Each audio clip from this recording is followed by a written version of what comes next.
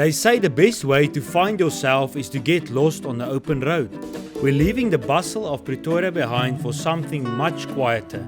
Today we're crossing the vast, ancient plains of the Great Karoo, stopping in Beaufort West and finding serenity in the Karoo National Park.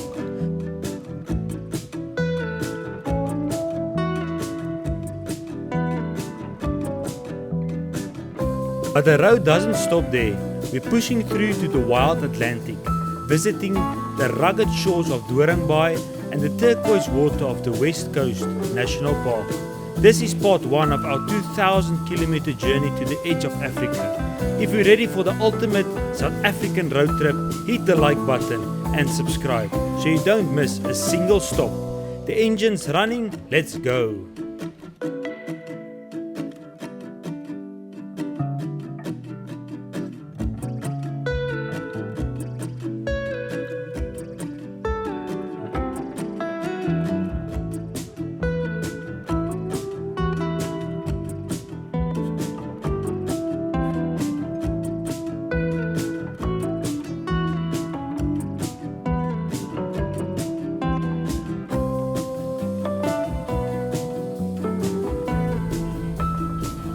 Our journey started in Pretoria as we set off on a long but exciting drive into the heart of South Africa. Leaving the city behind, the scenery slowly began to change. Busy roads turned into open highways and the landscape opened up. There's something special about a road trip like this. The further we drove, the quieter everything felt. Fewer cars, wider skies, and that feeling of truly going somewhere far from everyday life.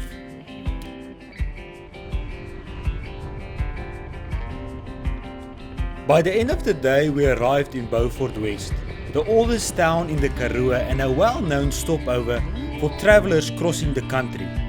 Beaufort West has a long history, originally developing as a key resting point for traders and travellers.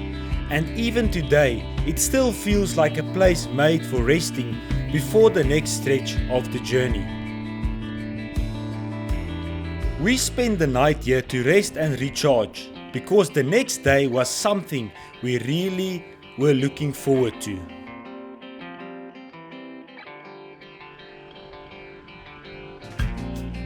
Early the next morning, we packed up and hit the road again. This time heading just outside town to one of South Africa's most underrated national parks.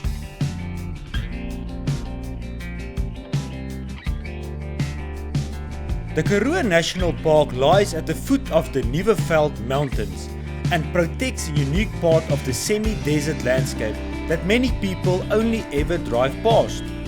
At first glance, the Karoo might look empty, but the land is full of life, history and incredible resilience.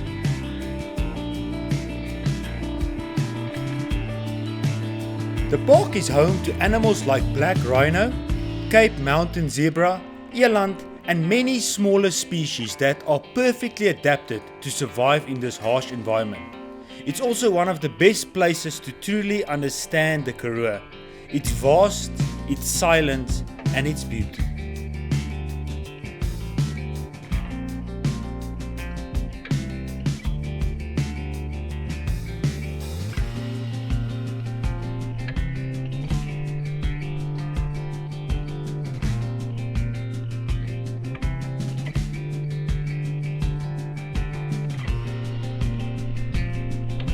What stood out for us most was the calmness. No crowds, no rush. Just nature, open space and time together as our family.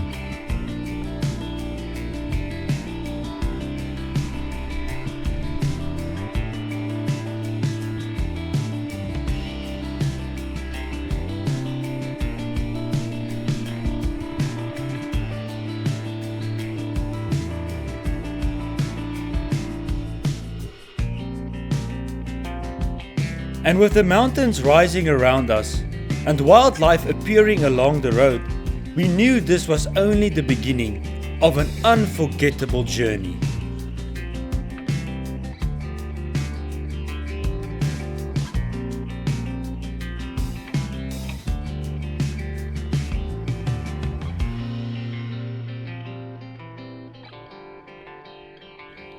The Karoo may not shout for attention, but that's exactly its strength. It offers something very rare.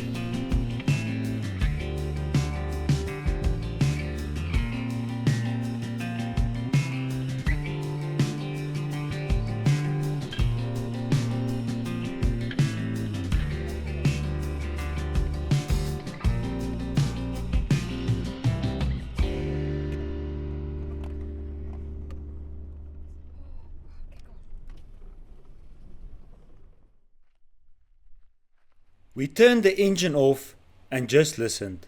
No traffic, no city sounds, just the wind, distant birds, and the feeling of being very small in a very, very big place.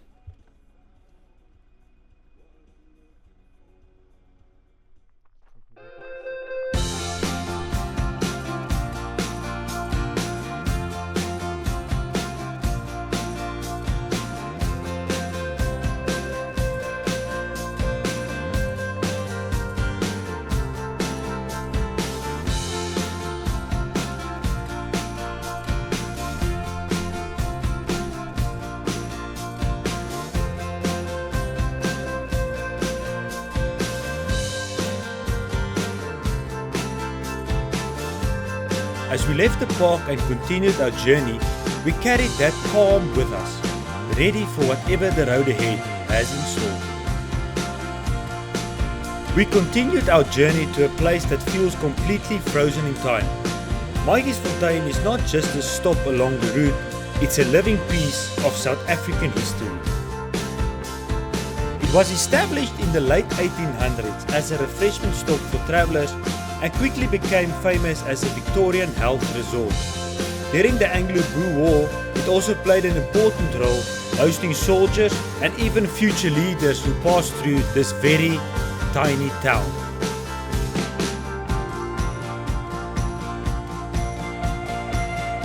For us, this stop was about curiosity and discovery. Every corner had something interesting to look at, and it felt like the perfect place to stretch our legs after a long drive.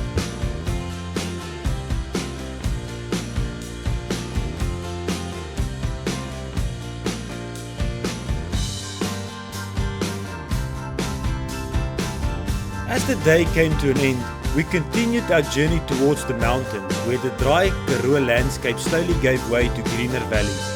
By evening we arrived in Ceres, a town surrounded by some of the most dramatic mountain scenery in the Western Cape.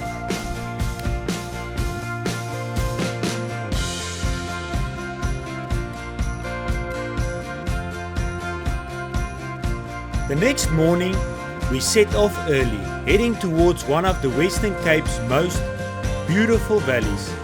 The drive from Ceres to Tulbagh is short, but incredibly scenic. The mountain passes, rolling farmland, and views that make you want to slow down. Nestled in a valley and surrounded by mountains on almost every side, Tulbagh immediately feels peaceful and welcoming. It's a town known for its history, its natural beauty, and its strong connection to the land. Tulbagh is famous for its well-preserved Cape Dutch and Victorian architecture, much of which dates back to the 18th and 19th century.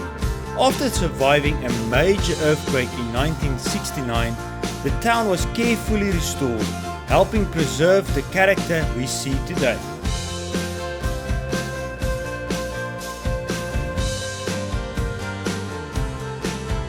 For us, Tulbagh was about enjoying the moment, walking the streets, taking in the views, and appreciating how different this part of the country feels compared to where the journey began.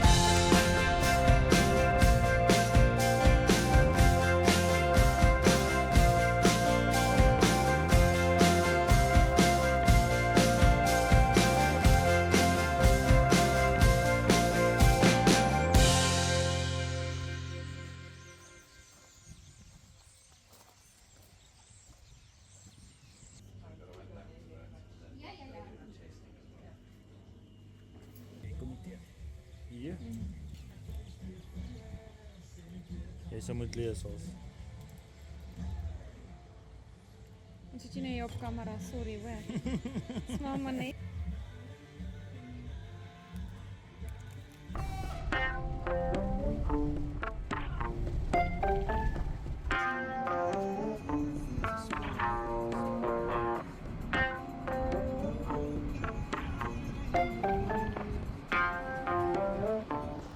Wolfkop Nature Reserve lies just outside Tulbagh and is known for its dramatic rock formations, hiking trails and wide open views over the valley.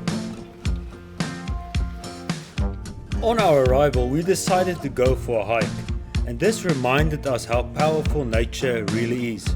The terrain is rugged, the views are rewarding, and every step feels earned. Along the way, the landscape constantly changes, from rocky paths to open viewpoints that stretch as far as the eye can see.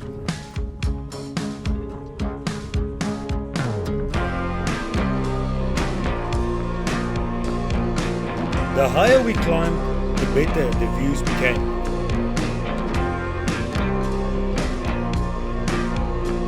Surrounded by sandstone cliffs, fynbos, and the kind of silence you only find far from busy places.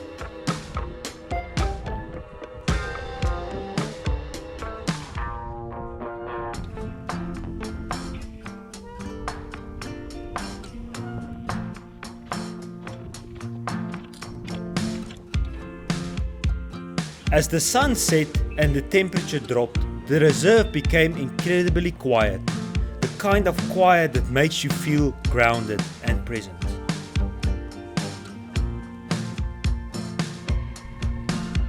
The next morning we packed up and left the mountains behind, trading hiking trails and cliffs for the open road once again.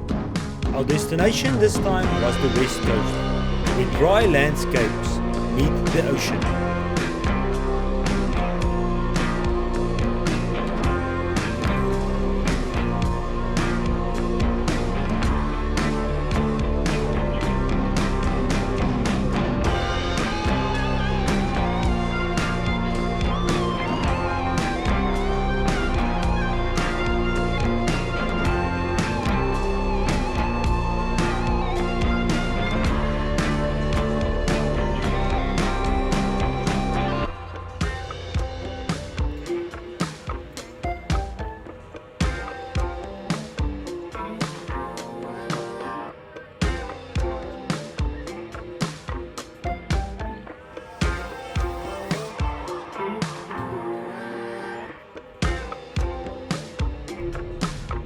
As we arrived in Elands Bay, the air changed immediately, salty, fresh and mistakably coastal.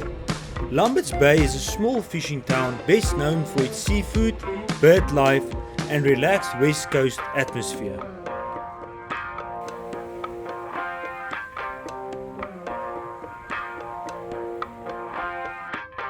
One of the main reasons people stop here is for this, a meal at the famous Matjiesfontein. This is not a restaurant in the traditional sense, it's an experience. Fresh seafood, open fires, shared tables and the sound of the ocean nearby. Everything here feels authentic and unpretentious.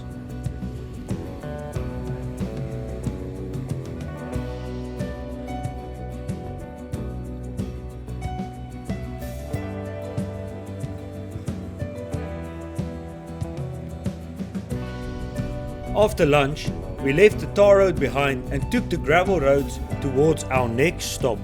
These roads slow you down, and that's exactly the point. With every kilometer, the landscape became emptier, quieter, and more raw. Many people also use these gravel roads because it's a bit of a shortcut than traveling by tar.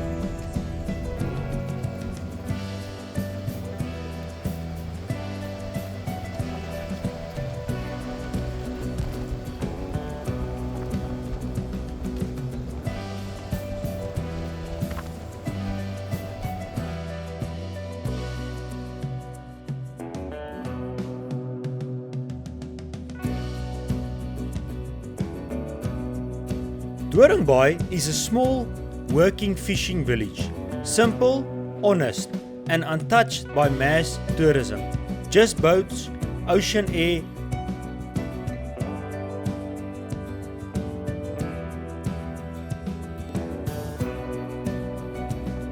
Before settling in for the night, we stopped at Strandfontein. With its long beaches and wide open views, it felt like the perfect place to stretch our legs and enjoy the ocean before the day came to an end. Here everything feels open and calm, just sea, sand and sky.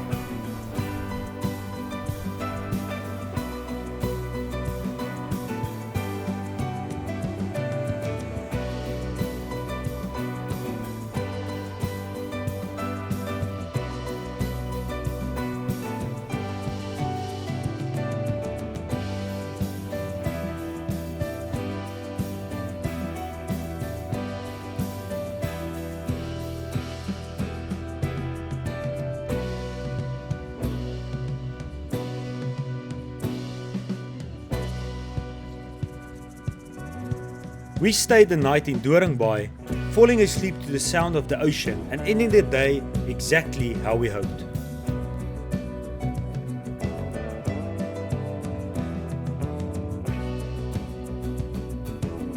From the mountains and the desert to the gravel roads and the sea, this journey had already given us more than we expected.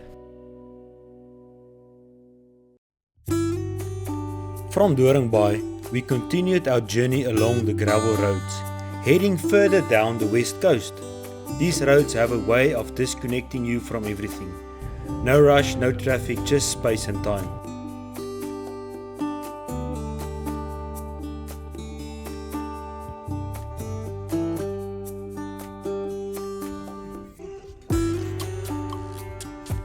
It's never a bad idea to have a quick stop at the road stall.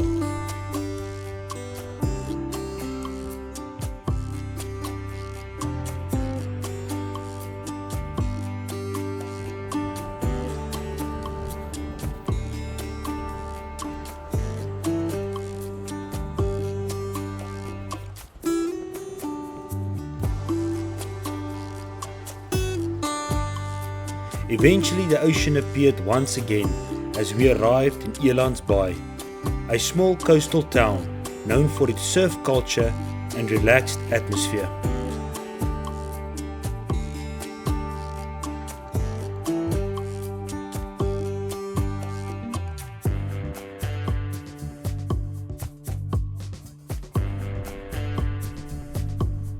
A prominent crayfish rock lobster factory is located at Baboon's Point, where fishing bakkies, small rowing boats, are lowered into the water via derricks to harvest what they call orange gold.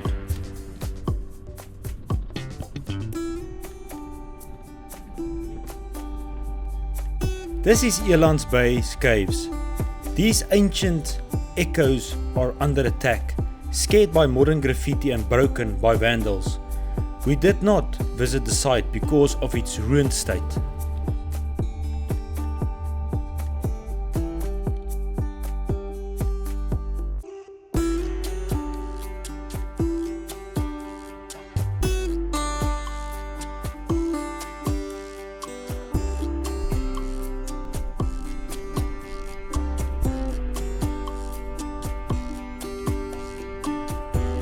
From here on, we are back on the tar, but this does not mean we are done with gravel.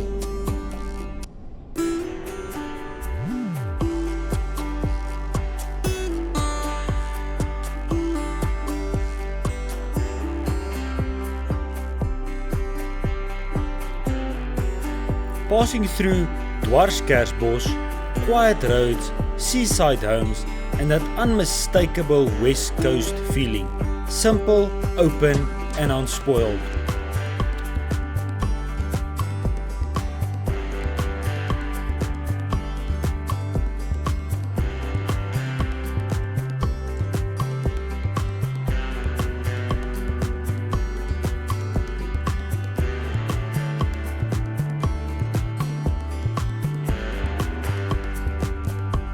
Our next stop was Veldrift, a town built around fishing, tradition and the rhythm of the Berg River. This is where the West Coast food culture really comes alive.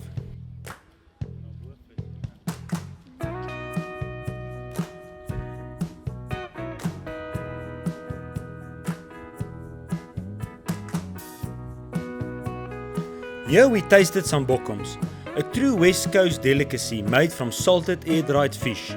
It's not fancy, but it's full of flavor and history. Exactly what West Coast food is all about.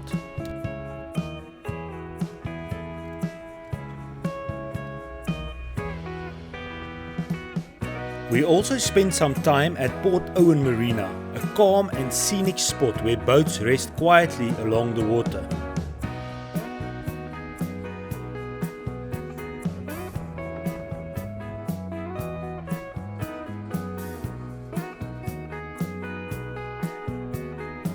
That afternoon, we made our way to St. Helena Bay, where we spent the night. Another quiet coastal town, where the ocean sets the pace and evenings are meant for rest.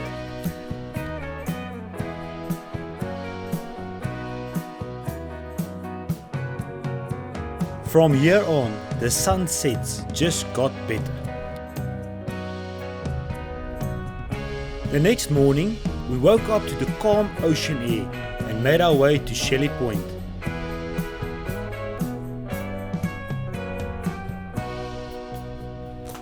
On January the 2nd, 2024, a kitchen spark, a thatch roof and a gale force wind. In just hours, the iconic Shelley Point Hotel was reduced to a blanket shell.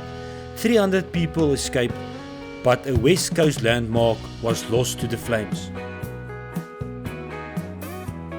We visit this amazing hotel before the tragedy.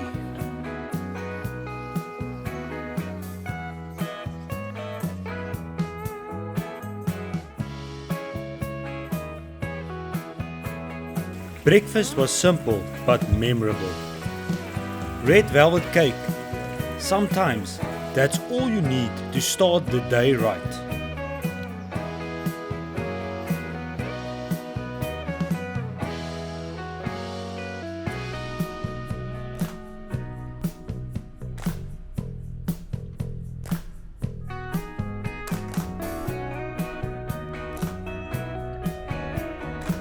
From Shelley Point, we continued to Paternoster, one of the West Coast's most well-known fishing villages.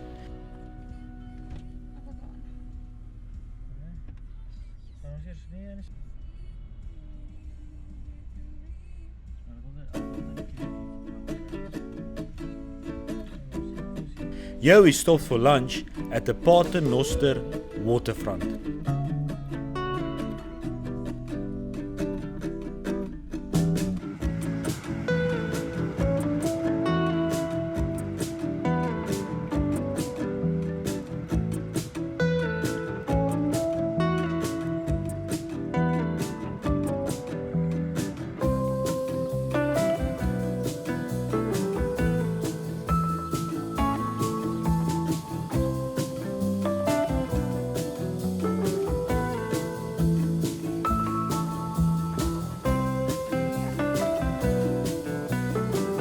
Fresh food, ocean air, and the familiar feeling of being close to the sea.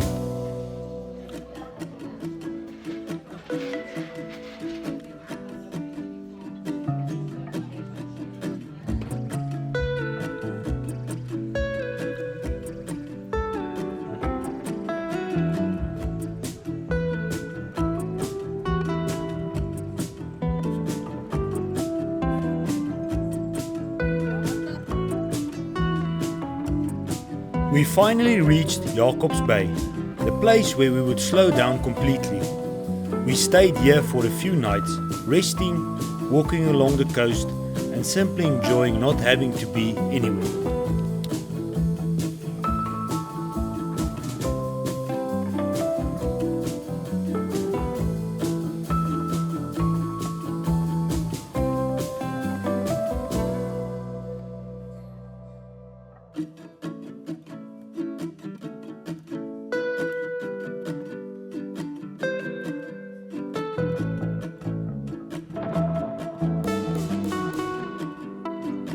Without a doubt, Jacobsbaai has some of the best sunsets we've ever seen. Each evening, the sky lit up in soft colors, reflecting over the ocean and reminding us why this place is so special.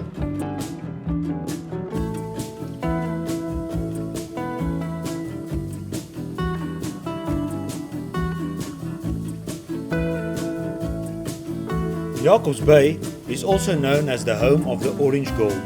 No massive plants, just raw small grit, small boats, heavy nets and the daily hunt for the west coast rock lobster.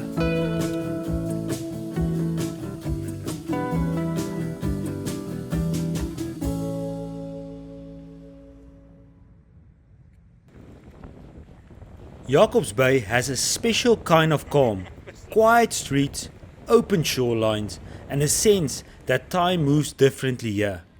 After so much driving and exploring, this felt like the perfect place to pause.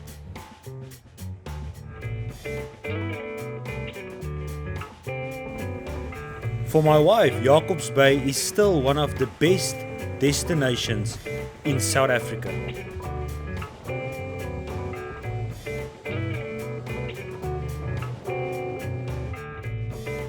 And it's very easy to see why.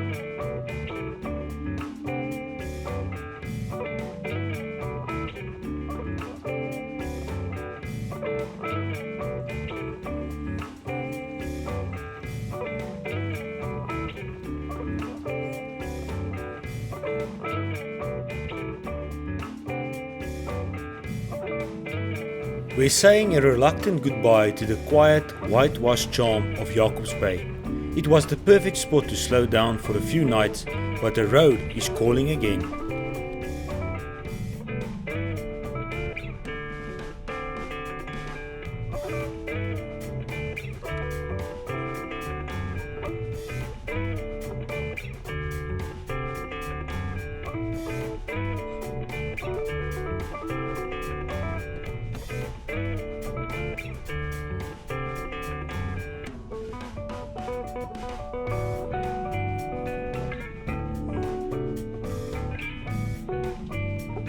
Our next stop feels like a world away.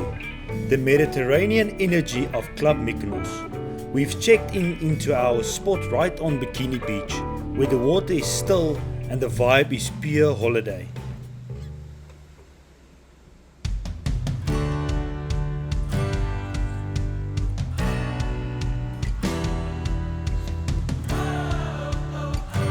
As the sun dipped low, we made our way into Longebaan for a West Coast staple, dinner at Burley's, watching the lagoon settle into the night.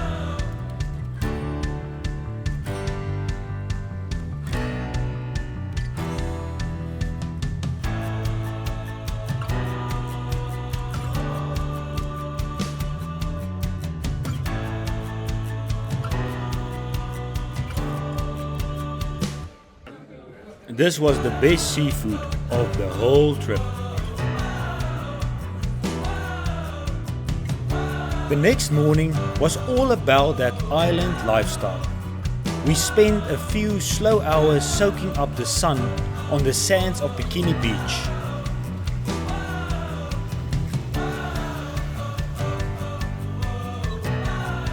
I had a quick dip in the Atlantic Ocean.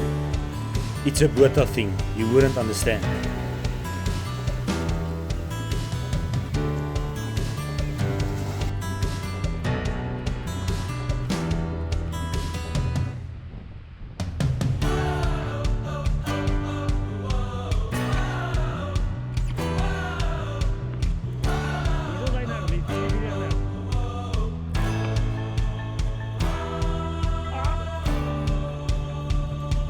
We had a quick lunch at Cape Town Fish Market because we had big plans for this afternoon.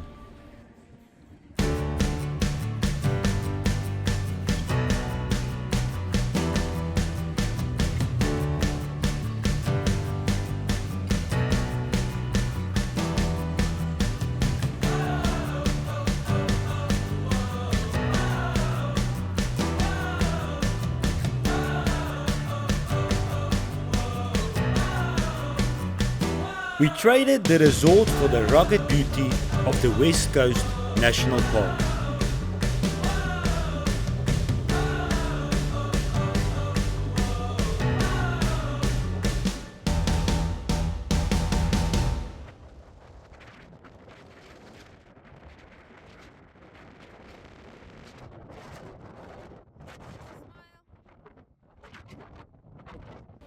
It's a different kind of magic here. We spend the afternoon winding through the fynbos,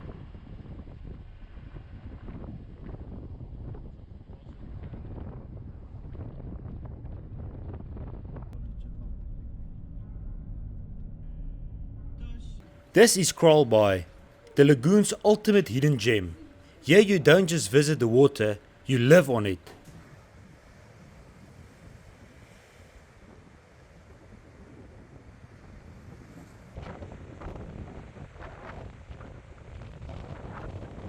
Just offshore lies Mew Island, a raw sanctuary in the heart of the lagoon.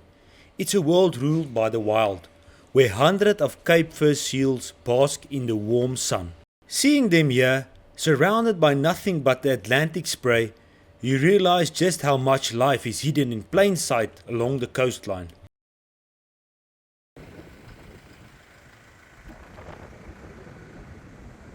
Before we left, the park gave us one more gift, a group of eland grazing peacefully against the backdrop of the Atlantic Ocean.